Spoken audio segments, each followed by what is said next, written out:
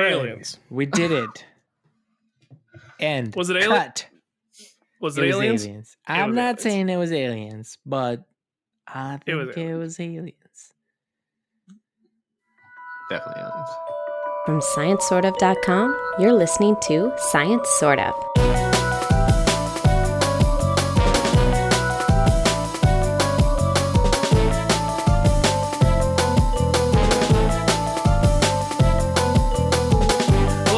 Science Sort of. This is episode 329. Our theme this episode is long naps and near misses. I am your host, Ryan, and joining me to talk about things that are science, things that are sort of science, and things they wish they were science, things that wish they were science. It's only 329th time I've tried to say that and still struggling. But here to help me, Joe, here to help me with the struggle is Joe. Hey, Ryan. Hasn't been fired in a while, but has been on thin ice lately. I have confidence that one day you will master the introduction. Firing you? Show. Well, that too. one day you'll succeed, but so far I'm still on the slack. So, are we achieving like a original Top Gear status of like, are they really friends? Do they not like each other? It's possible. No, we get on. We're mates. Yeah. Our other mate here to join us talk about science is Abe. Hola, hombres honestos. Hombres honestos. ¿Cómo están? I mean, it's 2020, so yeah, you know, fair. at least it's están, the temporary status. Things might eventually get better. That is a good point. Not como eres. Yeah. Cansado y casado. Well, was that alliteration? Did I do it? Close enough. One of those you can change though. Yeah, you're gonna need a lawyer though. After we're done recording, I might have a long nap, but first we're going to talk about near misses. Joe, take it away. Okay. So recently, such news has come up far too often, in my opinion. But we had a visitor, a close encounter. I don't know if we can call it of the third kind, but it's a close encounter, extraterrestrial. An asteroid went ahead and zipped on by our dear home here that we call. I used to know what the different kinds of encounters were. I think this is technically a close encounter of the first kind. Is it? I think first kind is just seeing something. Second kind is some sort of physical evidence that a UFO or extraterrestrial being was in the vicinity, like a scorch mark or something. Third kind, I believe, is interaction with the extraterrestrial, and then fourth kind is abduction. I think, if I remember correct. Gotcha. Well, that answers the questions I was about to ask. I don't know how I dusted the cobwebs off that part of my brain. Yeah, that was a deep pull. I don't know that I've ever heard the four different kinds of close encounters spelled out, unless they're spelled out in the movie, in which case I have heard them, but I forgot. I've never seen the movie all the way through. Oh, bong bong bong bong bong. That's all I remember. I know mashed potatoes in the shape of Wyoming or something like that. And so square? No, because he makes like Devil's Tower with the mashed potatoes. Oh, right. That's right. It was a joke about, Anyway. So first kind. Close encounter of the first kind. We had an asteroid zip on by that's been designated 2020 QG, to just throw it in there with all the other things that happened in 2020. We had an asteroid pass by at an altitude, so distance above the surface of the Earth, of about 1,800 miles, which is just above low Earth orbit for satellites. So pretty close. We've got satellites in low Earth orbit, which is up to like 1,200 miles. And then there's medium and geosync above that, and then high Earth orbit above that. So it was like just above the lowest Earth orbits that we use. So to put it in context, at least for me, the press release about this came to me from Caltech, and it was written by Whitney Clavin, who's a friend of mine. So thanks, Whit, for making sure these stories find their way into my inbox that I can then distribute them to the crew for discussion. And the part about it that made it hit home to me is the image in the press release that has like the Earth with the asteroid data mapped out, in 30-minute intervals, and you can see how it bends as it passes by close to Earth because of our gravity, and you can see which direction Earth is moving in. So it's like kind of moving in the direction that the asteroid would have been hitting us from as it bent around our gravity well. And then it says and then the gray ellipse is the orbit of the moon, and you see how much further away the moon is than this thing and you're like, oh wow, that's really close. Yeah. It's well inside like a second radius of the Earth, right? Like, R is the surface of the Earth, 2R, it's well inside 2R, right? Wow. I think. Yeah, so okay. Looks like that in the picture. Let me confirm that. I think that's true. So, the loudest yes, keyword. It is the loudest keyword. Yeah, okay. So radius of the Earth is like 4,000 miles. So it's like half that. So wow. Yeah, it was close. As you said, this came from Caltech, the article. It was detected by a relatively new telescope facility called the Zwicky Transient Facility, or ZTF, or ZTF for our Californian UK listeners? This is a U.S. system. It's our Kiwi facility. listeners. No, it's our facility at ZTF, Zulu Tango Foxtrot. Ooh, I like that. That's the one. It should be like that better? ZooTF then. ZooTF? I just know Zulu Tango Foxtrot. That was good. That Zulu Tango Foxtrot. Sounded like you were calling in coordinates for landing your plane or something. Yeah. Telescope Zulu Tango Fox 10 miles out, inbound to land. Anyway, so this new telescope is at the Palomar Observatory near San Diego, and it's a pretty neat telescope. It's got a super wide field of view. It's like a 45-degree field of view, so it takes huge pictures of the sky, and it's hooked up to some fancy new computers that are super fast. So it takes like 100,000 images of the sky every night. And then the computers can just zip through all of those images every night, looking for stuff. So one of the things it looks for is streaks in the sky. So they show up as streaks in this case because it was so close that it's well inside like the focal distance of where the camera is supposed to be looking. So the streak is because it's moving fast, right? Right. And It's moving fast and it's close to the camera. Yeah. So it shows up as a streak rather than a dot. So this is like when people have those ghost orbs in photos. Do you guys know about this? Or ghost rods? Have you heard about this phenomenon? I don't think so. Probably, but not by the name. It's like people like take photos inside creepy old places, and then like when they develop the photo, or back when photos were developed, or I guess maybe it still happens digitally. I don't know. They'll see like these bright streaks of light in the photo that weren't there when they took the photo, and it's usually because a small insect has flown inside the focal length of the camera, and then the flash goes off, and so you see this streak of light. Okay. I'm just finding all these it's October. It's spooky. We got to talk about spooky stuff. That's fair. Yeah. This one time I was inside like a gypsum cave in you saw a ghost? No, near Death Valley, and the dust in the air was so heavy that when you took a picture at night with a flash, it was just like all these like halos. Yeah, ghosts. So tiny ghosts all over my pictures. They were definitely not there when I took the picture.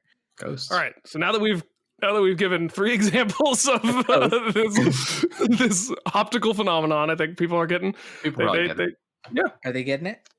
I hope so. We can do another lap on it. No, I'm good. Okay. Let's move past. Are you sure? I think I'm good. Are you good? I'm good. Great. So this facility found this streak, and the artificial intelligence that it uses to process all these images found it. Then the scientists the next morning were able to look through the images and be like, wow, that sure was an asteroid, and it sure came really close to Earth. In fact, it was the closest approach on record that we've detected. Previously, there was a 2011 CQ-1 asteroid, as you might guess, was detected in 2011. That was about 1,500 miles higher in altitude than this one. It's almost twice as far. Yeah, almost twice as far out. Yeah. So this was much closer.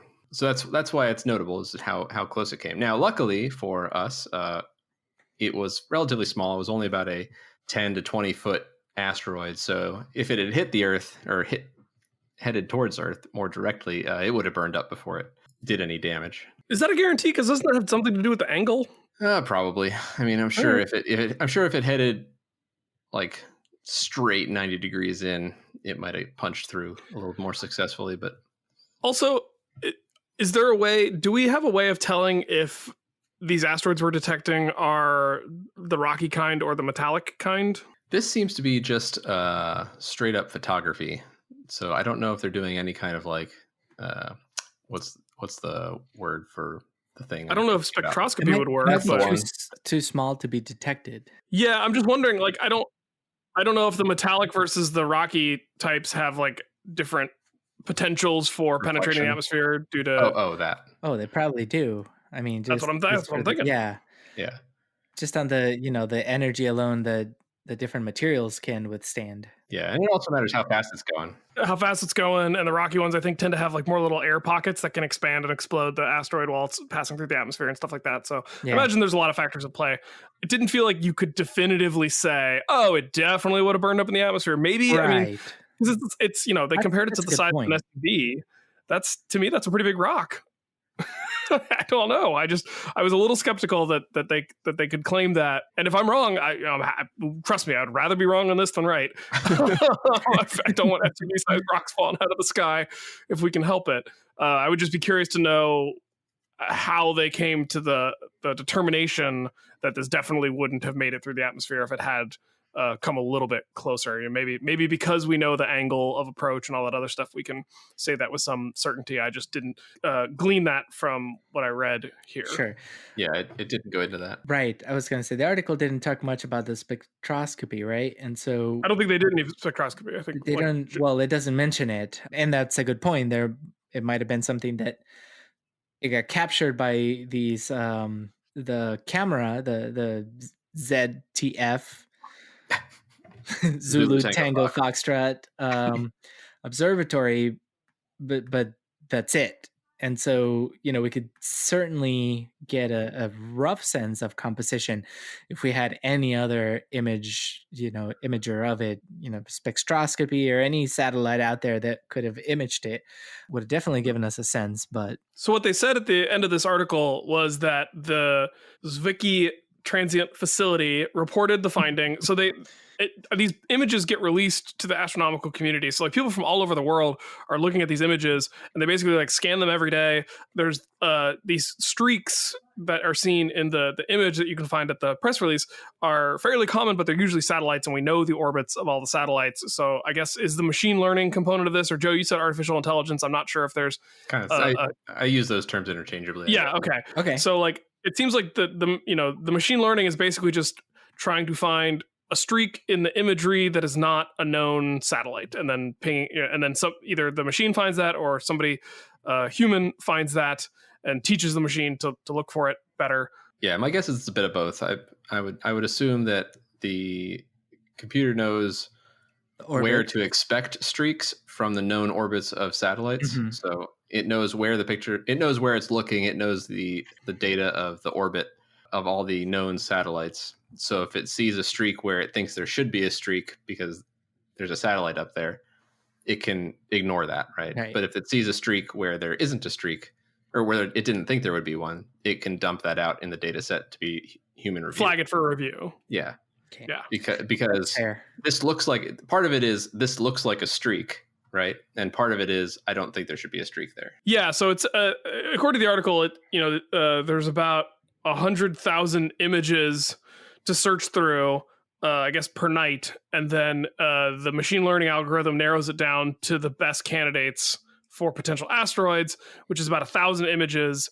Like 1%. About 1%. And those are the images that team members at the facility and students and postdocs and other researchers around the world get access to look through every day to see if they can find new asteroids.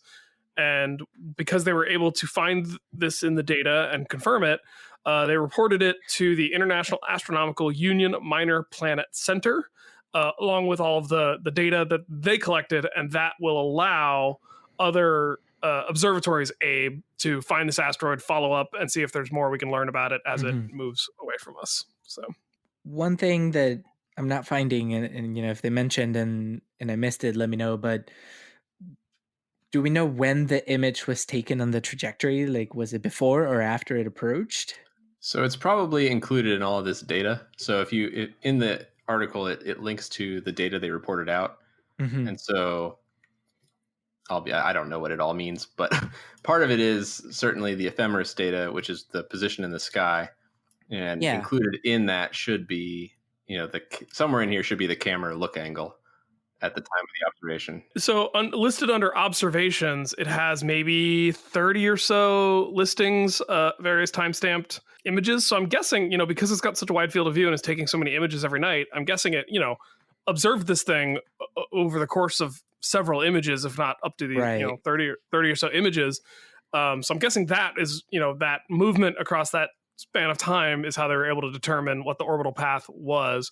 I don't know if that means exactly that they caught it coming or going. Sure, but I think the alarming thing is, it's cool that we're getting these detections. I often wonder, how much of us detecting these near Earth orbits and objects that we are getting now are just because we're looking, and these happen all the time, and they're not a cause for concern, or are we really, do we really need to be monitoring these things more closely? Because so we've kind of taken a stance of not talking too much about the COVID situation on the show, just to give people a relief from that, and because it's not the field of science that any of us are experts in.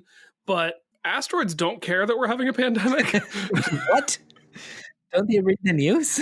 There's nature and the universe and probabilistic statistics of asteroid impact. I mean, the chance that Earth is going to experience an asteroid impact is 100%, right? Like we are definitely going to get hit by something eventually.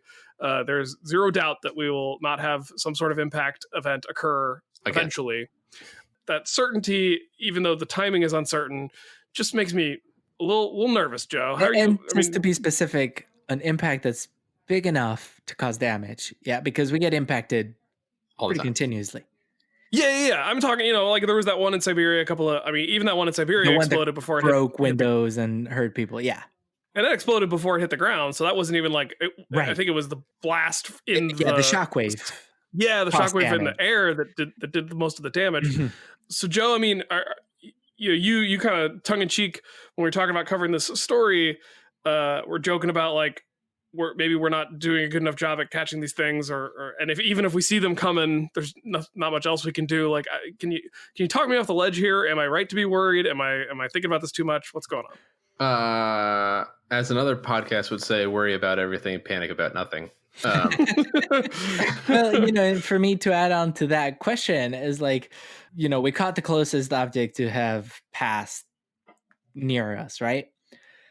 But from the time it passed to when we actually figured out that it passed, one of the statements that the article makes, or the Caltech press release says, is that the observatory can be used to locate objects that are coming close to Earth or potentially impacting trajectory. But if we're finding out about these objects after they get close enough that we can image them, is that too late? Or, are we finding out about them after the fact? So I think the good thing about this is that it's developing the technology and refining the technology and the machine learning and the image processing that presumably we'll be able to use to get further out of observations, right? Right now that's a fair point. We grabbed something. We've got a congratulations, you almost died but didn't machine. And we can hopefully take that technology and turn it into, hey, you might die soon machine, and then turn that into a, hey, you might die in a couple of years if you don't do anything about it, right? So that's a very good outlook on that, actually. Right? And I mean, the flyby happened August 16th. It was reported to the International Astronomical Union's Minor Planet Center on the 17th, and then the press release came out on the 18th. So pretty good turnaround. Yeah, so I mean, they're reviewing the images the next day, right? So very next morning, assuming. Yeah, they can start processing through stuff. And as the machine learning gets better, it's fewer results to review. And eventually there's a result out there in the future you can foresee where it's just like every return is accurate, right? So we're moving in the direction of automating these machines to let us know early warning system further and further ahead of time that something is about to come by. Well, part of that is also, are we do we have enough sensors, in the telescopic sense, trained on enough parts of the sky that we can see that far out? I mean, this telescope is clearly designed to look at what's happening everywhere, but kind of nearby, right?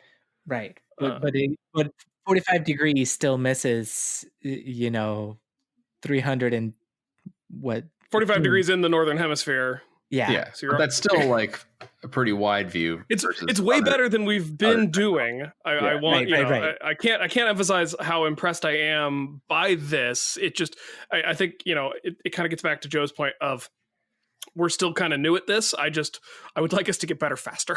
So it makes me a little nervous. I think what we're learning here is that we need 3 more of these observatories, or 4 or 5.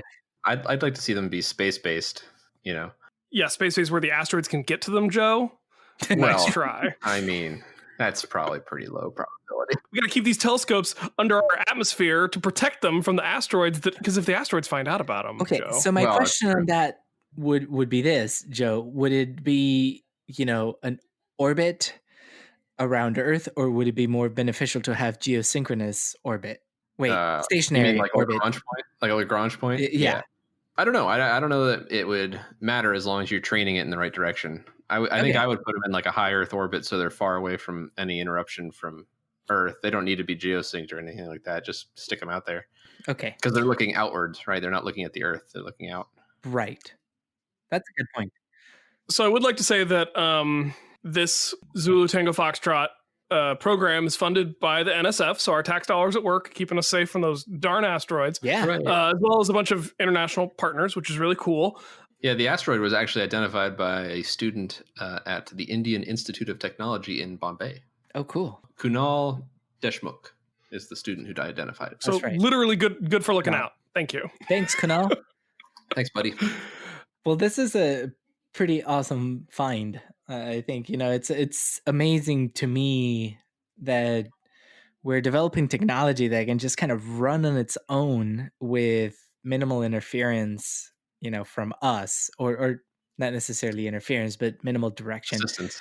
Yeah. Supervision. Yeah, exactly. I think that's just fascinating, and you think about all of the other technology that goes into space exploration and looking out towards space, and it's just mind-blowing that we can figure out something that needs to happen 10 years from now. We can do it.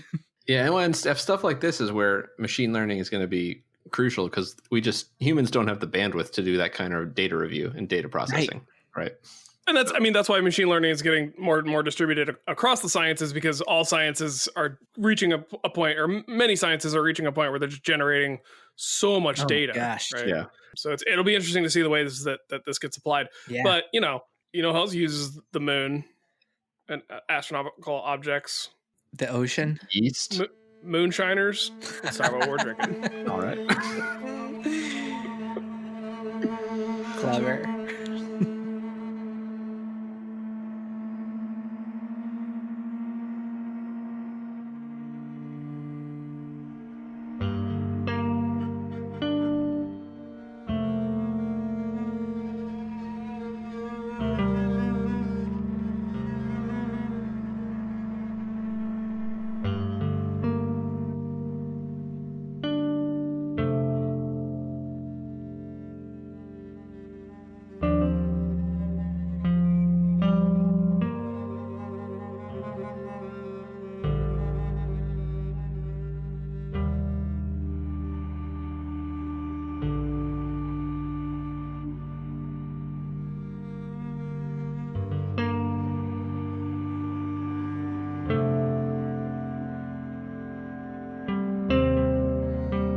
It would not be an episode of Science Sort of if we didn't also talk about what we're drinking. I'm going to go first. I'm having moonshine.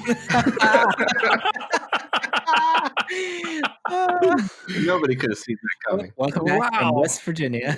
Wow. I spent last week in West Virginia. I needed a little bit of a retreat from places where cell phones work. So I went to the northeastern parts of West Virginia. So all your cardinal directions but one in there. And in our travels, Julie and I and Clementine were kind of just hitting up various state parks and wilderness areas and doing a lot of hiking, camping. We stayed in a cabin with like gas lamps. We had a fantastic time. I had seen at a coffee shop we like in Thomas, West Virginia, I'd seen a sticker, I think it was in the bathroom, for this distillery that existed about a half hour to the south, and we just never had the opportunity to get there. And we were in the region, we were hiking in the Dolly Sods Wilderness area, which is on kind of this high plateau, and we were able to take like some dirt roads to stay on the plateau instead of dropping back down into the valley, and we were able to wind our way to Still Hollow Spirits, which is in Randolph County, in a town of Harmon, West Virginia, on Stink Run Road. Nice. And it's legit. It is a West Virginia holler, making some spirits, making some shine. It was really cool. It's COVID land, so you got to be a little careful. So you the way it works now is you literally drive up and you like honk your horn, like, "Hey, we're here!" And the guy Tyler, the distiller owner, comes out and he'll wave you over, and he kind of got a garage door that he slides up to the distillery. Where you can do a little tasting, and literally like around the corner from the building is this really fantastic herb garden where he grows a lot of the herbs for like the gin that he infuses, but he also does a lot of foraging to collect ingredients from the local region. And then like just up like a very slight hill across a small yard from the still house is the spring where he gets all the water from. Like it's all right there. Nice. It's amazing. And because he's high up on the mountains right on the eastern side of the Eastern Continental Divide, like his water basically rains down on the mountains and then pops out as the spring, and like nobody else is getting access to it before he does. So it's like this fresh, clean mountain water that he's making his spirits with. Solar, he's got some big solar panels on the distillery, which in West Virginia can be tricky because you get like sunlight from 10 to 3 especially down in a holler. Right. Yeah, I mean he's fortunately in a high mountain holler. And so we stopped and did a little tasting. He has a couple different spirits in the line currently. He's got his just White Lightning corn liquor. He's got a 6-month whiskey, which is on its way to becoming a straight bourbon, which takes at least 2 years. And then after they take the bourbon whiskey out of the barrels, you can't necessarily reuse the barrels and call it bourbon. To make bourbon, it has to be a new barrel every single time. American oak. So white oak. So he white oak, charred white oak for at least 2 years, new. And so instead he puts some local maple syrup in the barrels. Not a lot of people know that West Virginia is a big maple syrup producer in the States. I did not. The sugar maple is the state tree. And so he puts some local maple syrup in the barrels and then bottles that as a product to sell as well. And then puts the corn liquor back in the barrel. So he's got like a whiskey, and then he's got a maple barrel whiskey. And then he also has a ginseng honey whiskey, which was a very interesting, almost medicinal to the point where I'm like, this would make an awesome hot toddy, right? Mm-hmm. Using local honey and local ginseng. And then he's got a gin that he's working on. And the gin is a very classic gin with juniper and coriander, but then a lot of like botanicals and herbs from the West Virginia area, and he's working on figuring out how to make that an even more local product. And so we just had a wonderful little tasting and bought some stuff. And it's a small little operation he's got there. So I just was really excited to talk about the product on the show and let people know that I really enjoyed my visit there. Beautiful label. Or I'll send you a link to the website, and then you can see this cool. It's got this really cool owl on it, and the moonshine, the corn whiskey, which is what I'm drinking right now. It's bottled at 80 proof, so it's not quite as hot as some of the maybe high test moonshine style products you will see on the market these days. But it is so smooth. It is the smoothest just white corn liquor that I've had probably ever. Like the closest one that I can compare this to is some stuff that may or may not have come out of a mason jar, and it was smooth to drink, but you had to pinch your nose to get through it.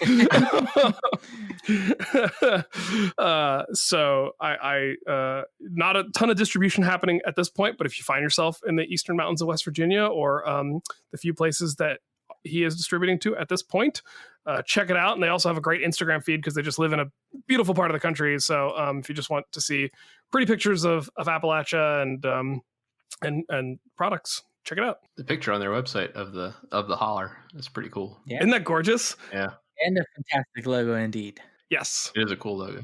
I really like the logo with the barn owl, since they're making them in a barn. And I did get to try the white whiskey. Ryan brought it back, and I happened to meet up with Ryan on his way back from West Virginia into East Virginia, and I can say I was delightfully surprised. Oh, and I was happy to share it with you and Bev. And then one other cool thing is the corn he's using is an heirloom corn called Bloody Butcher corn. That's right. Which is a varietal of corn I've seen in a few different preparations recently, and it's one of those like kind of brought back from the brink of potential extinction or loss of the lineage, and it's from a farmer in southern West Virginia, and this particular strain of Bloody Butcher corn has been in this farmer's family for like 200 years. So even the corn that goes into this is like carefully selected, purposefully, picked out for this product. And it's just, it's really quality stuff. I'm really excited about it. And I hope that he's able to do a lot more with it. Because if I start seeing it on shelves locally, I will definitely keep buying it. And I will definitely stop by the distillery anytime I'm back in the region. Henceforth, cool. I say. Henceforth. Nice. Yeah, who would like to go next? I can go. Joe, go for it. So I don't know when it was, a couple episodes back, I think, I had a White Russian on the show. And Ryan, you always go ahead and post up, links to stuff. So you posted a link to how to make a White Russian, but you actually posted a link to a different kind of White Russian. Oh, no. No, it's okay. It's okay. Because what I did was I made that tonight. So the link that you posted had basically equal parts Kahlua vodka and then also coffee and milk. So I decided to shoot a shot of espresso into my glass and then add the Kahlua and vodka and then top it off with milk. And it's interesting. It's like almost a really chocolatey flavor. I mean, the Kahlua gives it like a chocolatey flavor anyway, but adding the shot of espresso, adding that coffee flavor in there kind of like ups the chocolatey coffee flavor even more, because Kahlua is like a coffee liqueur, right? So it's really good. So that's what I'm having. It is tonight. indeed. Nice. That sounds great. Speaking of milk, you know what I forgot to mention? Something about milk. Something about dairy. Tyler gives all the spent grain from making his product to the local cattle farm, and you can also buy their beef at the distillery. Oh, nice. That is a fantastic use of spent grain. Yeah. I think they there have been a few supply chain issues just because I think the slaughterhouses and processing plants are not able to keep up with the fluctuations. But so there wasn't a ton available when we visited, but that is a thing they are doing. So that's also really cool. Yeah, that's fantastic. I have a friend. We have a couple that are friends of ours that work in New Zealand. We have a couple of friends. We have two friends that are a couple who are farmers in New Zealand, and they run a dairy farm with sheep and goats and pigs, and they 75% of the feed that they use for their animals come from their local brewery, which is fantastic, and it's just no cost to them. And so they run this organic farm where they get to work with their local community to feed their animals, all on what would otherwise be discarded material. So spent grain is fantastic. I'm sorry I got your White Russian recipe wrong. You must not have posted one in the Slack. I don't think I did. So you probably went. I didn't see one. I don't have to look up cocktail recipes often, but when I do, not a sponsored plug, I usually go to Imbibe magazine because I like their recipes. I like the way they format things. I like usually the way that they do it. So I when I didn't have a link directly from you, I just went to Imbibe and pull up their White Russian recipe, and that was what I posted. Nice. Yeah, I forget which. It might have been a Welcome Intrusion. I was on that one. Well, I have to look up recipes every time, and so I usually just call Ryan. It was the Standing Up to Satellites. It was 319. Gotcha. I had to go find it too. It was when we had Jacob back on the show. That guy. Ah, yes, that guy. Well, Abe, I'm sorry. You're always welcome to hit me up for recipe help, but when you're just popping open a can, I don't think you need that much assistance. So why don't you tell us what you're popping open tonight? Yeah, I don't, and now I know that I can also call Joe. He might still be awake. He might, especially if it's later today. Well, and you'll hear him typing into the Imbibe search engine because his keyboard's so loud. Miles away. Yeah, so today I have a lineup of beers that I'm always like kind of waiting for the right theme to crack open, based on the name of the beer is one of my favorite things to stuck up on. And so today's I'm having an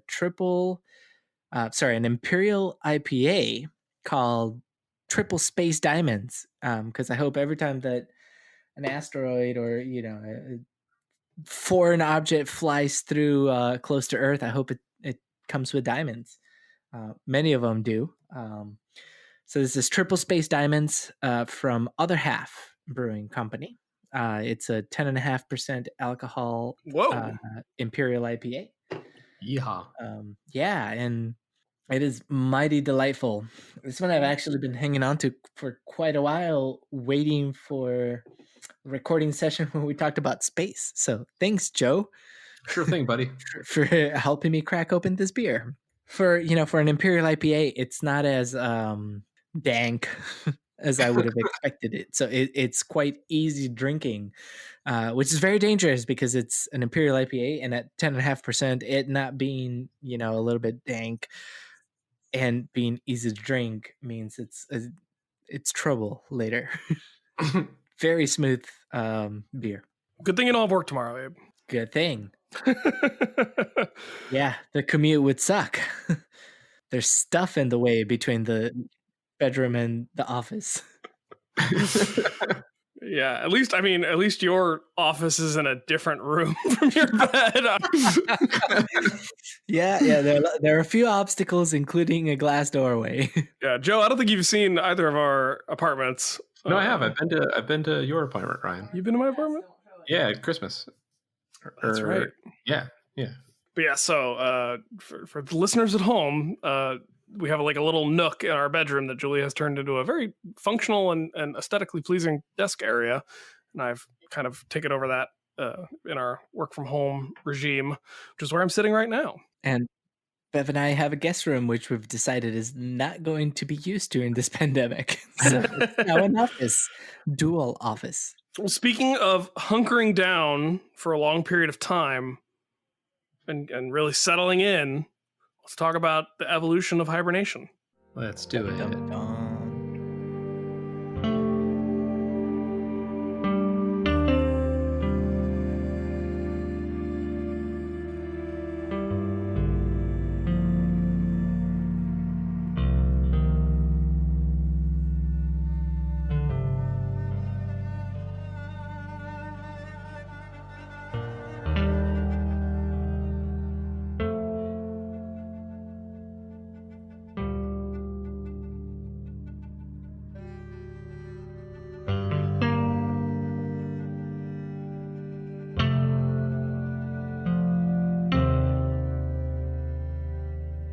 All right, Abe, you want to tell us about this story regarding the vertebrate paleontology of a mammalian-like creature?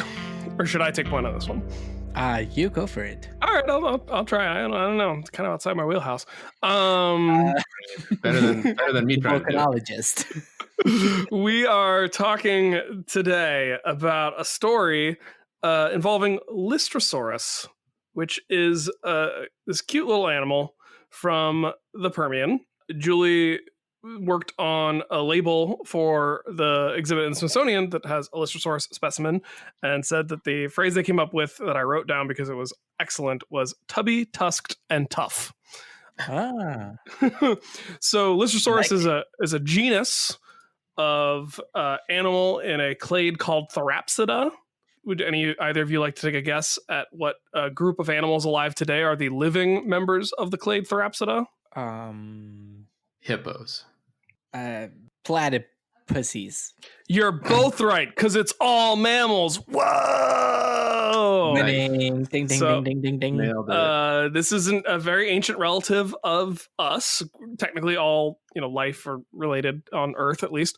But yeah, this is it's a synapsid, so it's a type of sort of not quite reptile, but a type of early tetrapod-like animal that the lineage synapsid includes this clade Therapsids or Therapsida, and that Therapsida eventually gave rise to mammals. So this is kind of, this old cousin of yours or something.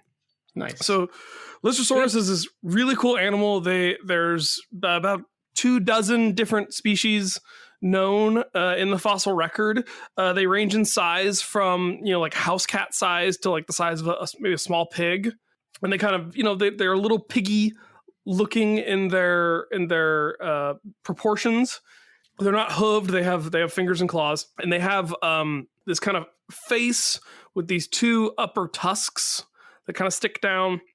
And then we think that they probably have like a keratinous sort of beak-like structure on their face or rostrum area, and they're pretty cool. Keratinous meaning keratin, like keratinized and stuff. Yeah, they were super common in the Permian, and then actually survived the Permian-Triassic extinction, which is the worst extinction in the history of Earth. Right? It's way worse. Like if you thought the KPG extinction when all the dinosaurs died was bad, that barely holds a candle to how bad the end Permian extinction was. You don't know jack. So that's part of where this idea of them being really tough comes from. And one other really awesome thing about Lystrosaurus, Abe, is are you going to mention what I was going to try to mention? Go ahead, take it away. Are you going to talk about Antarctica? I was going to talk about plate tectonics and Antarctica and how is that what you were going to talk about? It is indeed. How cool is that? Listeners don't even know how cool it is yet. You got to tell them. One of my absolute favorite things about the Lystrosaurus is that there's one of the species of Lystrosaurus that was found across fossils were found in Africa, India, and Antarctica. And so because, there is believed that these could not swim long distances, it was a supporting factor in there being a supercontinent in the past in which Antarctica was connected to Africa, India, South America, and Australia by land. And so the Lystrosaurus could migrate across all of these different continents back when they were connected. And so it's a very, very strong support for that theory of, is it Pangea or is it pre-Pangea? It's Gondwana land. And a continental drift in general. Yeah. So, which is amazing that,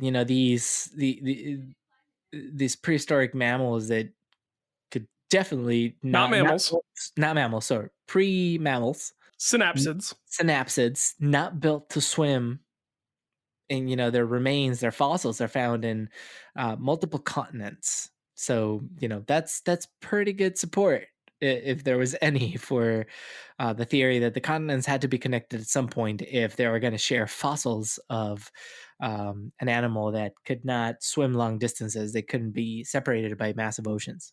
And Lystrosaurus is not the only fossil taxa that does this. We actually have a number of different taxa that span continents that they shouldn't be able to span today. But it's a big piece of that puzzle. It's really important and cool. Yeah, for some reason, I was actually looking at this exact picture on this website that you sent me, showing all the cross-continent fossils. Yeah, recently, and I don't know why, but it was for some other. It was for some other species, and I was looking at this exact. So one of the other fossil species that interconnects all of this is the Glossopteris fern, and I happen to have a piece of Glossopteris from Antarctica that I inherited from a professor who used to do research there. Which is pretty neat. Yeah, so Lystrosaurus is a cool, important, kind of cute, charismatic, common animal from the Permian. And I guess I actually don't know if the fossils themselves are new, but a new analysis of the fossils from the early Triassic of Antarctica, so this is after that gigantic, humongous extinction event, suggests that these animals were capable of entering torpor. And so I wanted to introduce Lystrosaurus. Now I would like to introduce the idea of torpor, and then we can kind of talk about what this study looked at. So torpor is the broader term that includes the idea of hibernation. So I don't know if that was clear to you guys going into this, but this was something I looked into a little bit just to make sure I was getting all the terms right. I learned it before doing this, or like in studying for today's episode. What I didn't realize is that there's a summer version of hibernation. Estivation. Yeah, I didn't know about that. that. So torpor is essentially anytime an animal, and I guess plants have a version of it, but it's typically ascribed to animals. Torpor is any time where decreased physiological activity, usually by means of reducing body temperature and metabolic rate, in order to survive a period of food inavailability or overly harsh climatic conditions or desiccation, dehydration. So hibernation is the form of torpor that occurs.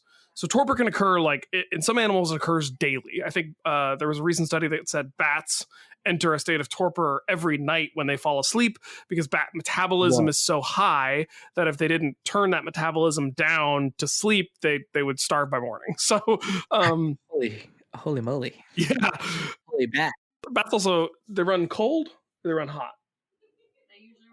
Julie says they usually run hot, which is why they're incubators of diseases like the one we are avoiding talking about on this program. So torpor is something you can enter at any point. It can be short term. If it's long term and used as a method for surviving a winter, then it's hibernation.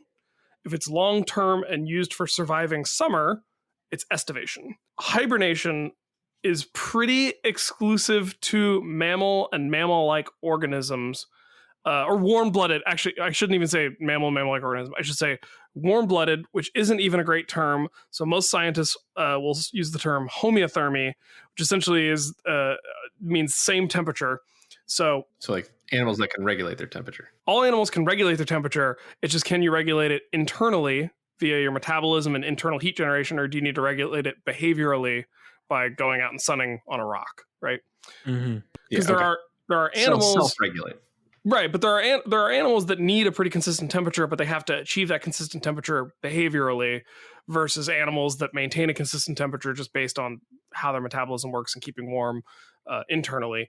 So mammals and birds are the main homeotherms that are alive today, and the reason that when reptiles and amphibians and fish go into a state of torpor, it's not generally considered hibernation, is because if their temperature isn't dropping significantly enough because they weren't warm-blooded to begin with, then it doesn't really count. Which is kind of an interesting quirk of the way we've ended up using the terminology. So estivation is more common in non-homeothermic organisms. We see it in mollusks like snails. We see it in different kinds of insects and crustaceans. We see it in a lot of different reptiles and amphibians, especially species that live where it gets seasonally dry, where they need to retain water for a long period of time without drying out. Same for fish. The African lungfish is a great example of this. It's a fish that can climb out onto land. It can build this little mud sack where it can kind of survive for long periods of time. And there are desert mammals that may use some level of estivation, but it still might be a type of hibernation. And then there are animals that don't go into like a true torpor for the entire length of their hibernation. So something like bears will, we say that bears hibernate over winter. They're in torpor for a lot of that, but it's not 100% of the time. So it's not necessarily like a true winter long hibernation. So in biology, there's always gray areas and fuzzy boundaries, and usually nothing is super black and white, but hopefully does that kind of clarify what torpor is and what kinds of torpor are out there and who uses it and why? Yeah. To me, it does.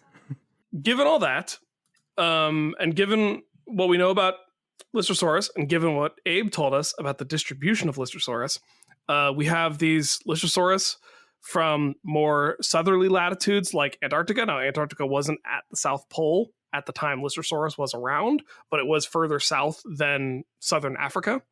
So we have Lystrosaurus across a variety of latitudes. And what these researchers did, Megan Whitney and Christian Sedor I know from University of Washington, and I don't know Megan, but Christian's a great paleontologist, so I'm excited that this is the work that they are working on together. They took a look at the tusks of Lystrosaurus. So I mentioned that Lystrosaurus had tusks. Those tusks, similar to elephant tusks, are made of dentin, not enamel. So dentin is in mammals can be ever growing, so it can just keep growing for the lifetime of the animal, and it can grow in noticeable bands similar to tree rings. I mean, very, very similar to tree rings.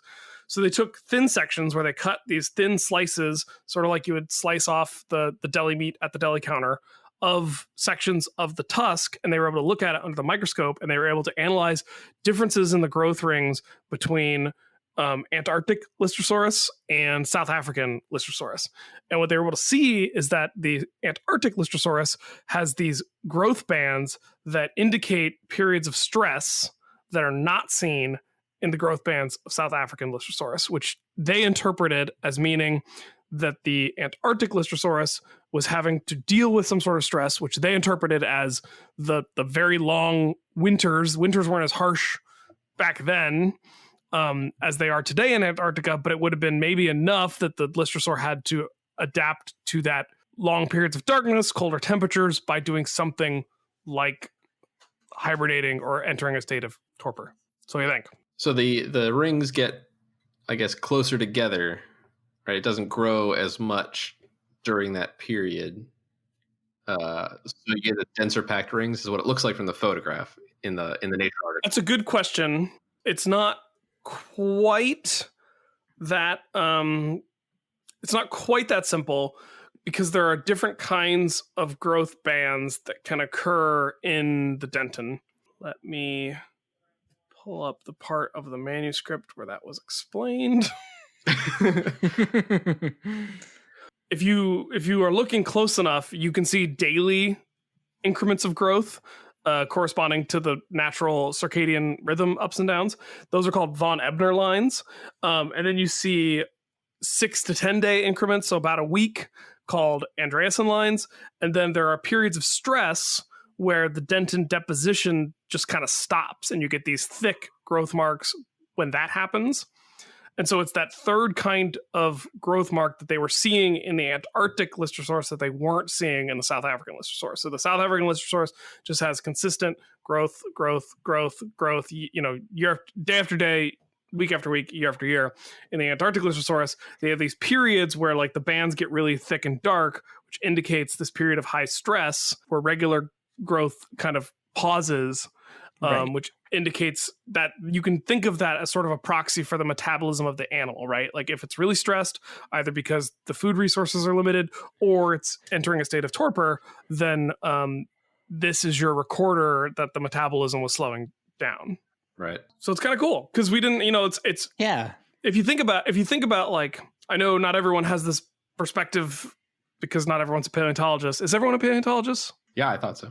Oh, okay. Well, then I guess I don't need to explain it. But just in case, I did it wrong. For the children in our audience who haven't picked a career of paleontology yet, been assigned, really. I think we tend to think of fossils as being these really clear indicators of what was happening in life. But when you think about it, everything we talked about with torpor and hibernation and estivation, that's kind of a hard thing to find in the fossil record.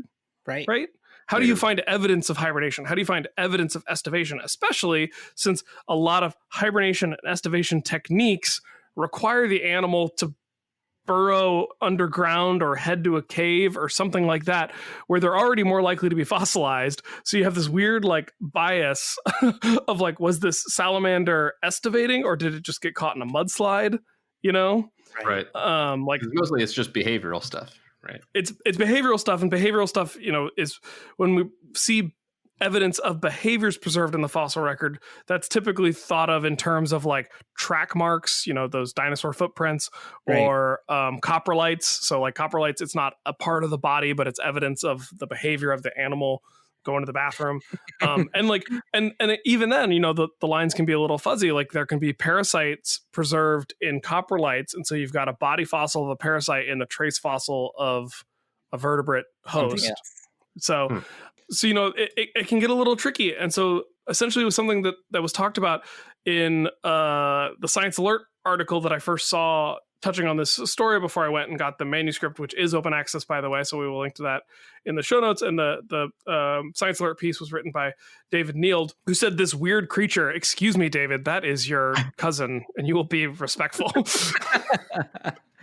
How dare you? So, Also, it's an amazing creature. yes, It went absolutely. to Antarctica before any of us. It's really like the first saber-toothed cat. Yeah. It's more Saber-toothed like pig.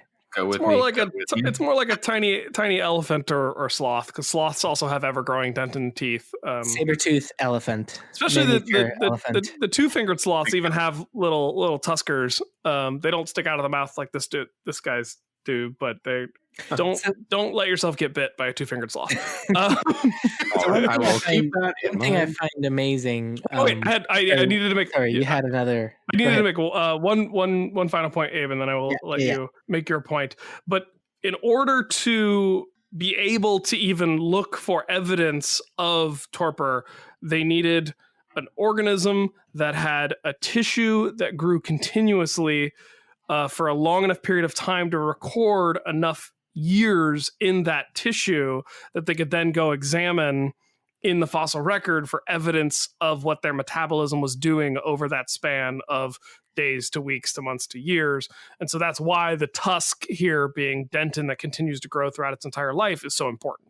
So that's just that point I wanted to make. And it had to be tissue that would actually preserve. Exactly. Right. Yep. Yeah, so the comment I wanted to make, less of a point, more of a comment, in looking at Typical response to my amazing lecture about the Torpor of Lystrosaurus. Not, you're given a classic quement. Yeah, totally, absolutely, 100%.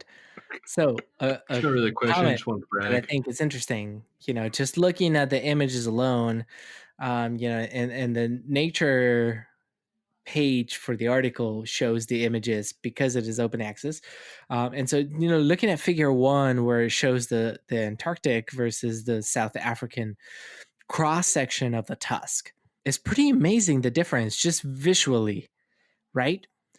You have one that's sort of like consistent rings for some scale. Here it's about 1,000 micrometers or 100 micrometers and 1,000 micrometers in one, but like just the coloration alone and the patterning alone on those growthings is impressive. Especially because in the Antarctic Lystrosaurus, it's not continuous, but it's also not like periodic, right? Like there's no discernible like cycle where it's like growth cycle where it was awake or something consistent, and then growth cycle where something different is consistent. It's kind of like all over the place. There's some thick bands, there's some thin bands, there's some thin dark bands, there's some really dark bands, and the inconsistency in the growth pattern alone is just amazing to look at. You don't have to they quantify it in the study. Right, they actually take measurements, but like even just qualitatively looking at it, you can see that something different is happening here, which is really cool. Right, and that's amazing. I agree. I'm super impressed by this. I'm really glad we decided to discuss it because I ended up looking up a lot of stuff that I hadn't thought about before. And one thing that I think is really cool, and I guess maybe my final point on this story, is that the ability to enter a state of torpor, especially something like hibernation, is often put out there as one of the reasons for why homeothermic animals like birds and mammals were able to survive, especially the KPG extinction. So the idea that like this asteroid hits, there's something akin to a nuclear winter, or at least enough dust in the atmosphere that it functionally is winter for a much longer period of time than is normal. And so maybe the idea that if you're an animal who has evolved the ability to just kind of shut down your metabolism, shut down your physiology, persist at a lower temperature than is optimal for an extended period of time, and you have enough fatty tissue to get you through that, and then come out the other side still alive, maybe that's a key factor in surviving these extinctions. Right. And that extinction, we're not even talking about the Permo-Triassic extinction, which these animals did survive.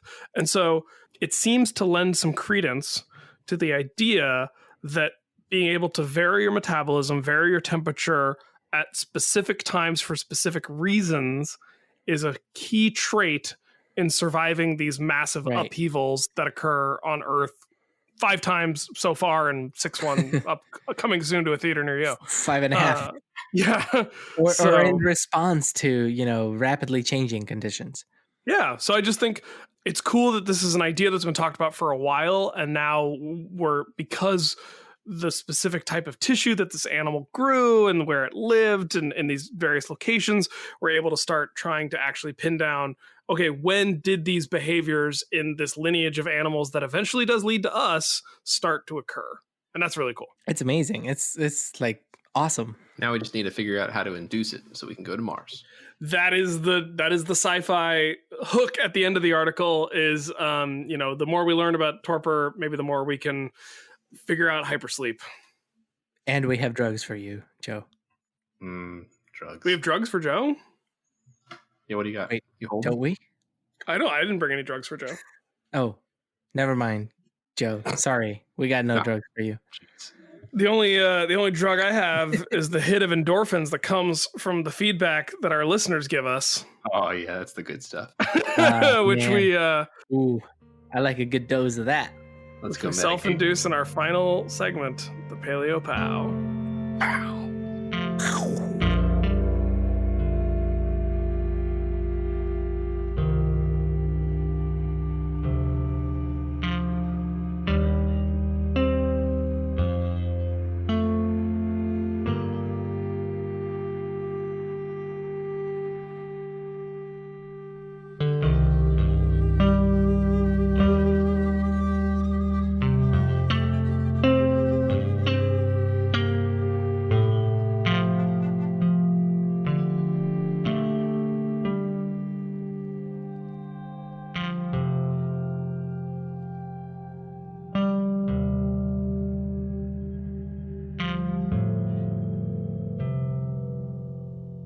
The final segment of the show is where we delight in the endorphin rush given to us by the feedback from the listeners who listen to the show and give us some feedback. It's great. We love it. I have an email I'm going to start with because it's short, sweet, and to the point and takes me to task. So many of these do. It's from Zoll. Subject line, second time writer, still way behind. I just recently listened to episode 117 and have a bone to pick. Just like paleontologists out there finding those fossils, am I right? Woo. That was me, not her. Are they picking? The terrible joke. In the episode, I don't even remember what episode 117 was. Abe, look up episode 117 while I finish reading this email. In the episode, both Rita Hayworth in The Shawshank Redemption and Do Androids Dream of Electric Sheep are classified as short stories in defense of their movie adaptations working so well. I believe we were talking about how short stories lead to better movie adaptations because they can flesh things out as opposed to trying to condense things down and cut stuff out. So, and then they continue. I personally was unaware novels, androids, and novellas, Shawshank, were considered short stories in the modern society. Wait. Shawshank is a novella published in a book of 4 novellas, which also includes the novella Stand By Me is based on, and clocks in a good 100 pages at least. Androids is a fairly decent length short novel, with my copy clocking in around 200 pages. I realize I'm reading this with a lot of emphasis, and it will become clear. Yeah, it's very much. I believe it deserves that because of the final sentence here. This basic miscategorization of works of fictions I consumed as a young person in the hospital dealing with complications of ulcerative colitis hurt me on an odd, unreasonable level. New, slowly catching up listener, Zoll. And I gotta say, Zoll, I think you're right. I think I was wrong. I'm a man who appreciates having odd, unreasonable feelings about very specific topics. I think all of my friends, Abe and Joe included, have dealt with me ranting about something equally minuscule and pedantic, but important to me, and therefore they're going to have to listen to it. And so, is that what you call it? Jesse got an earful today. Man.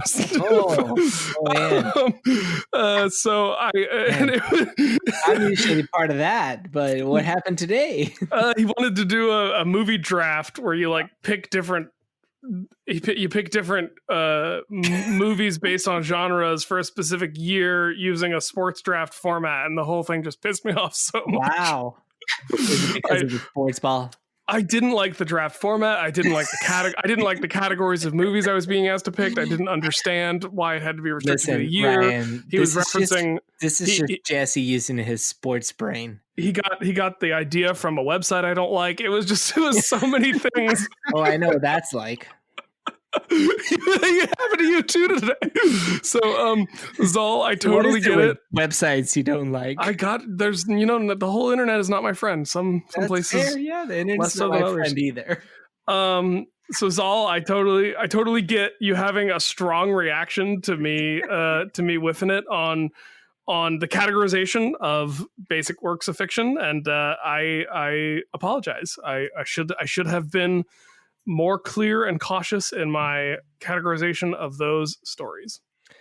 Listen, Ryan, you're the worst. Good man knows how to admit when he's wrong. And I got to admit, I had no idea what the difference was. So I learned something today, and that's a great thing. Yeah. I think I've read Do Androids Dream of Electric Sheep? I haven't read Rita Hayworth and the Shawshank Redemption. So, but I think I read Do Androids Dream of Electric Sheep in a collected volume of Philip K. Dick stories. So to my mind, it was classified as a short story. And then I think there's something in the Shawshank movie about it being adapted from a novella and not a novel. And so I think it just in my mind, it had the idea of being short, but I didn't get it right. Sure, that's fair. In my mind, a novella is very different. So, I'm wrong there too, depending on what language you're thinking about. No, these are not telenovelas. These are just... Well, that's the only reference point I have, Ryan. I got to use it. And sometimes that's just not right. And you know what? And to counterpoint to my claim that shorter works of fiction make for better movies, I would classify I Am Legend as a novella because I think it clocks in at around 90 pages in the mass market paperback that I read.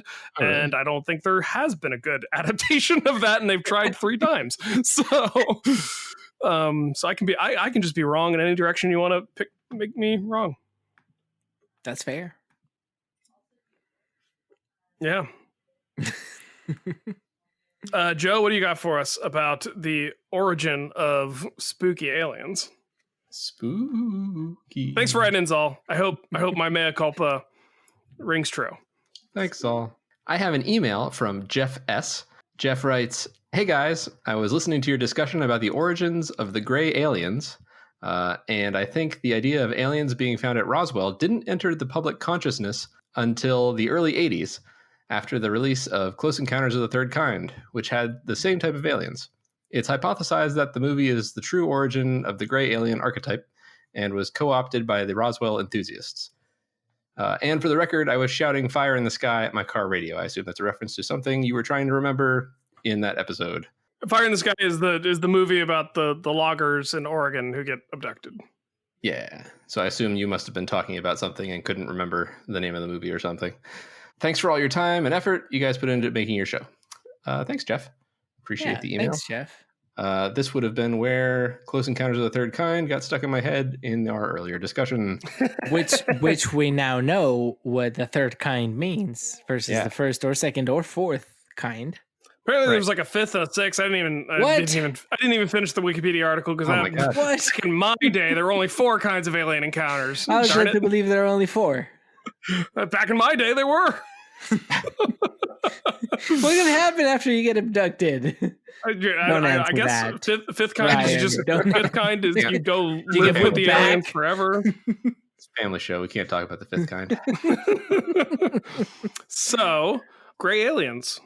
I thought they were all green. No, so I'm a little confused here. I think I disagree with Jeff on this. Yeah. I would love to see a source for the hypothesized origin being from Close Encounters of the Third Kind. I don't know the history of the Roswell incident as well.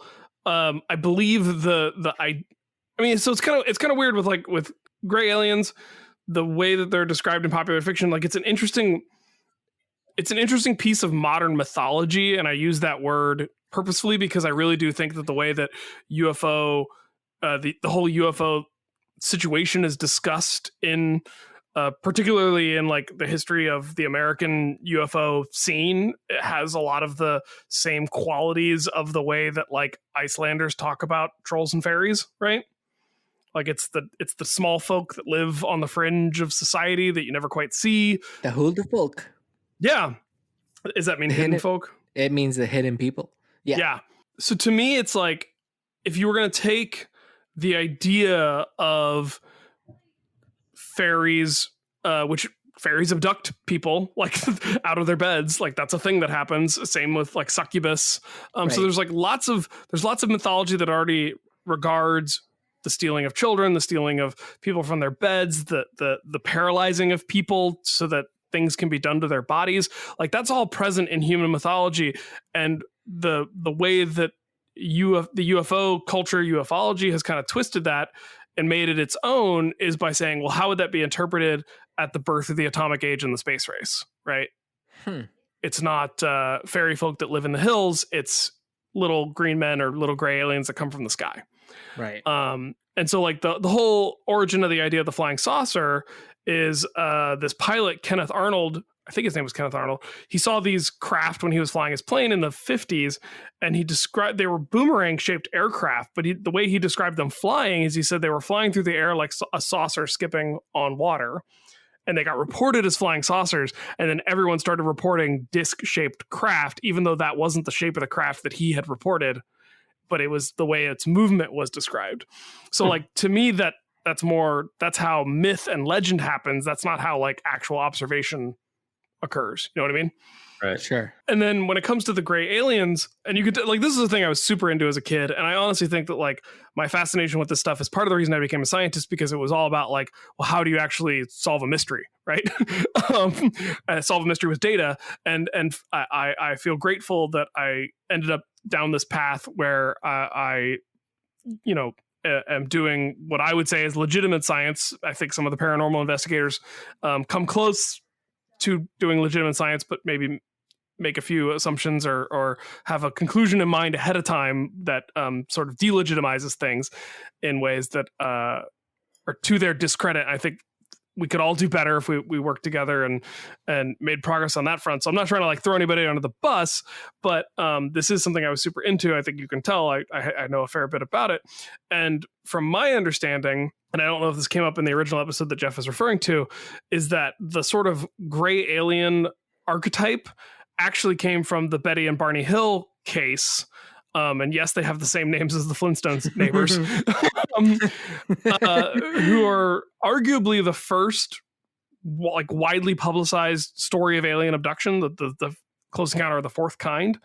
And it is a fascinating story, one that I don't think represents a true alien abduction, but is still really interesting. They were a mixed race couple living in the South, maybe they weren't living in the South. They were living in the U.S. They took a trip to Canada, a road trip, and on their way back from the trip to Canada in rural New Hampshire, they saw some lights. They felt like they had some lost time, and then it was only after a series of hypnotic regression events did they remember all of these things about like a craft and being taken up and paralyzed and examined and all this other stuff. And there are actual recordings of Barney in particular, having these hypnotic memories brought back, and like, it's creepy. It's a person in distress. Like there's clearly upset by something that happened, but like, it's also, they were an interracial couple at a time when it was stressful to exist in America. It's stressful to exist in America now, let alone then. And so what's interesting is that there was this spin-off show sort of in the Twilight Zone genre called The Outer Limits that had a episode that was broadcast about 2 weeks before Barney's first hypnotic session that had an alien creature that looks pretty similar to what he described. There's no strong evidence that Barney definitely watched this episode, but like, it is consistent with the idea that this style of alien was kind of coming up in the popular consciousness of how people described aliens. Maybe that's sort of where his description of the being came from.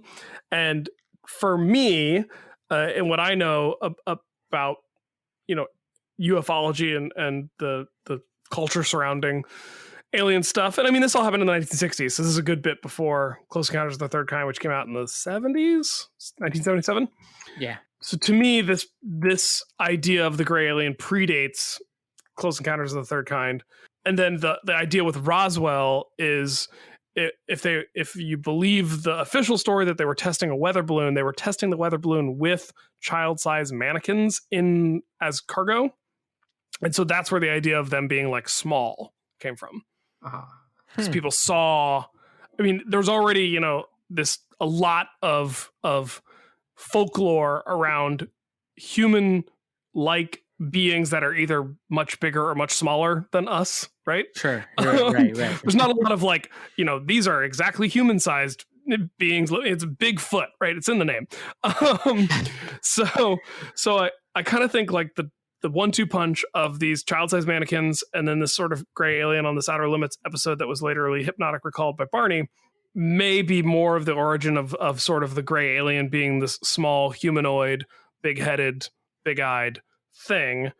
And the thing that I've always thought is really interesting about that is if you look at evolutionary trends over time, there's this type of evolutionary trend called paleomorphosis or neoteny, where childhood traits or pre-adolescent, pre-pubescent traits are retained into adulthood, into sexual maturity.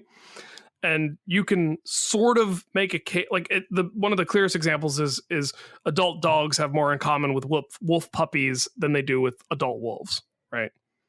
Their fur is softer, they're more playful, they have floppy ears, they bark instead of howl, in a lot of cases. So like that's one example of it. I think you can make a case that in some respects, human evolution has had a similar trend compared to chimps. An adult human in terms of muscle mass, brain to body mass ratio, hair coverage, things like that, has more in common with a juvenile chimp than an adult chimp.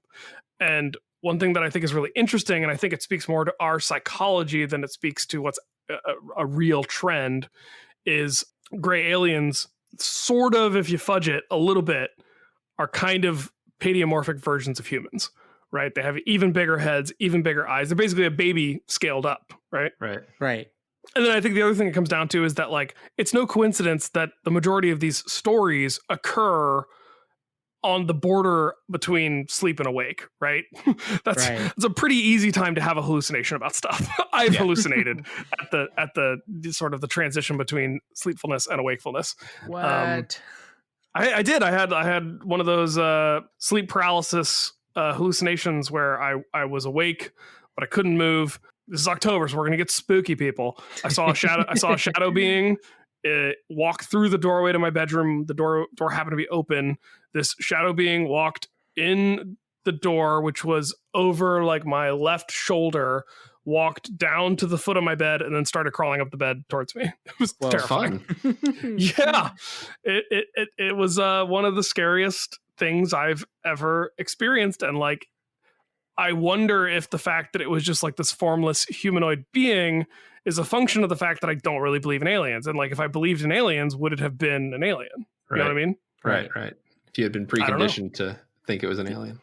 And that's also called old hag syndrome, because in like Norse mythology or in Norse culture, it was often described as a witch, right? Coming and sitting on your chest and holding you down. And like, I think it's the brain's way of saying, I'm awake, but I can't move. I have to explain this inability to move somehow. Right. And so this hallucination manifests to pin you down. Right.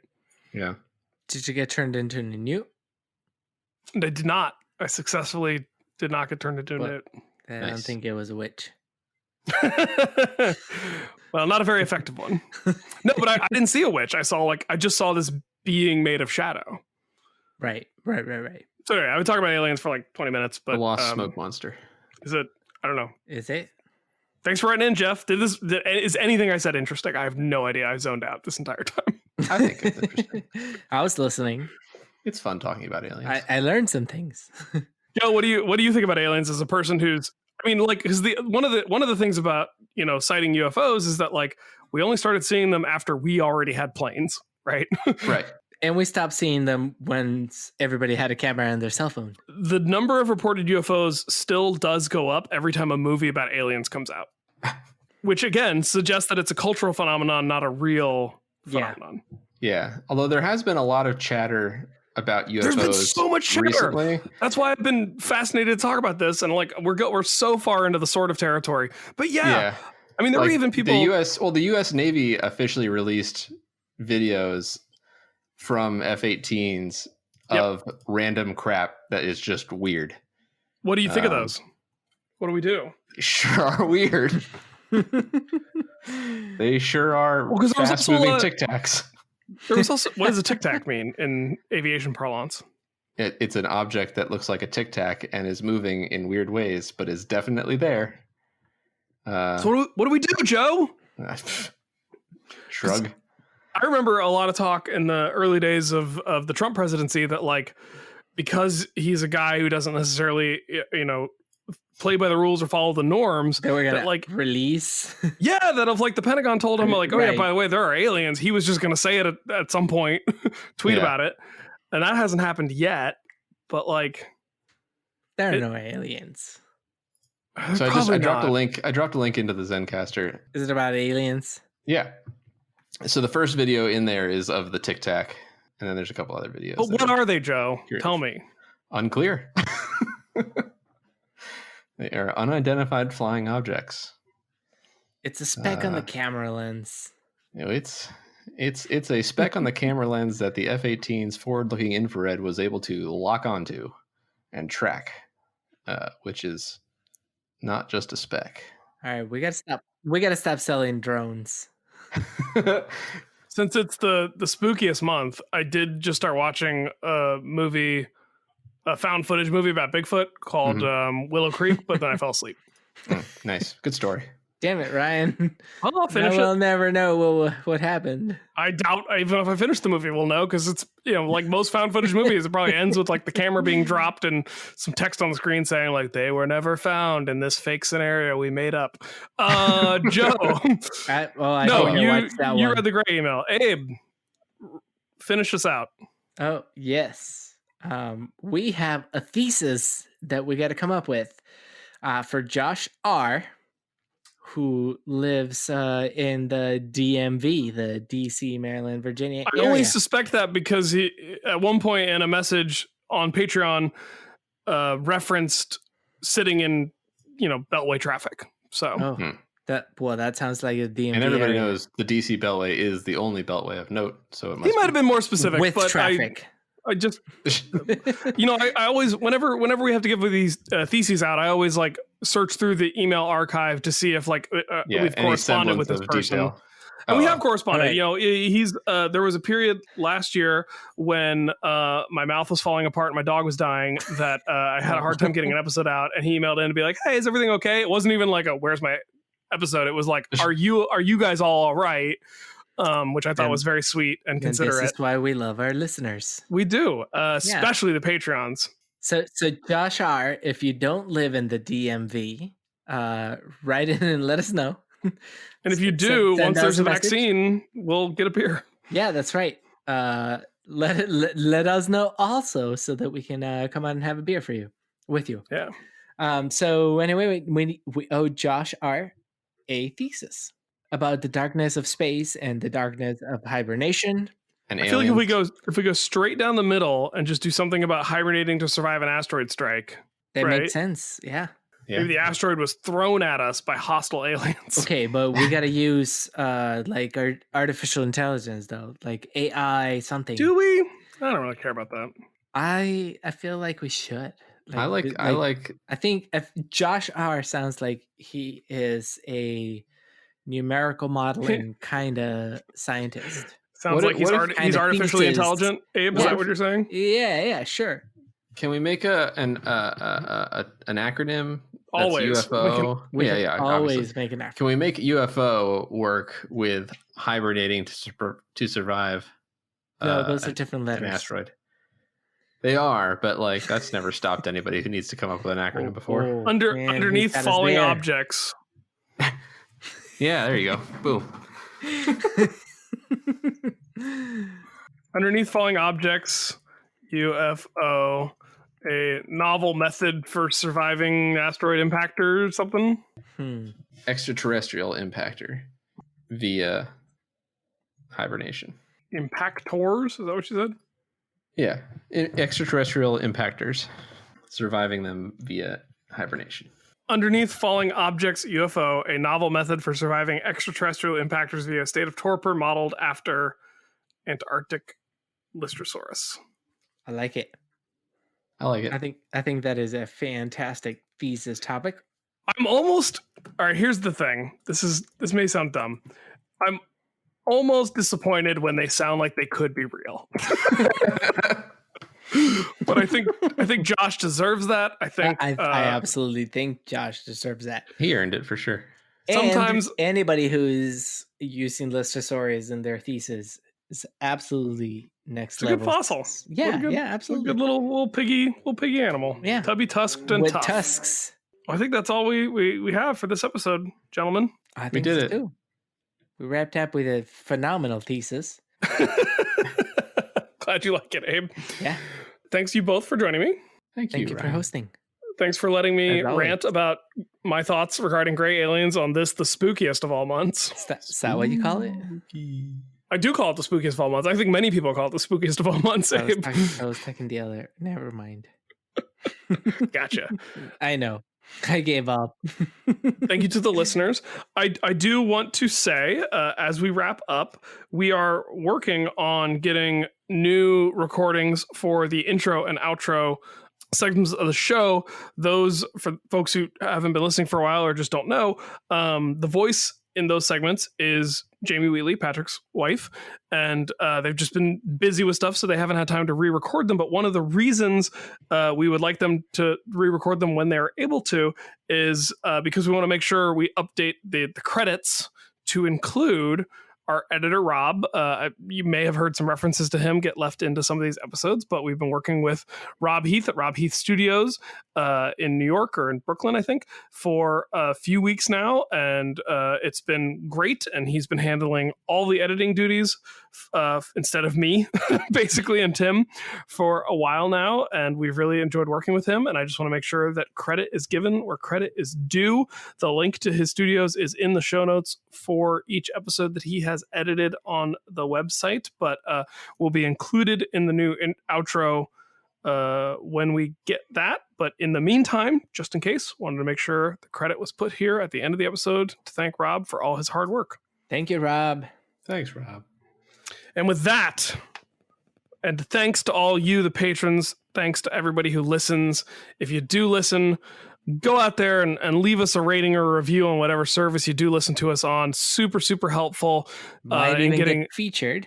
Might even get featured. Super helpful. Almost feature one tonight, but none of them have been good lately. People don't like our voices and they don't like our politics. And I'm like, why are you listening? I guess it's, fine. Fair enough. Don't listen. Yeah. That's okay. I need to read some of these. It's okay. No, you don't. No, you don't. What you need to do, Joe, is you need to come back next time where you're going to get a whole lot more science. Sort of. Visit sciencesortof.com for show notes, links to all the stories we talked about, and ways to interact with the hosts, guests, and other listeners. Science Sort of is brought to you by the Brachiolobe Media Network of podcasts, with audio engineering by Tim Dobbs of the Encyclopedia Brunch podcast. That's all for this week. See you next time on Science Sort of.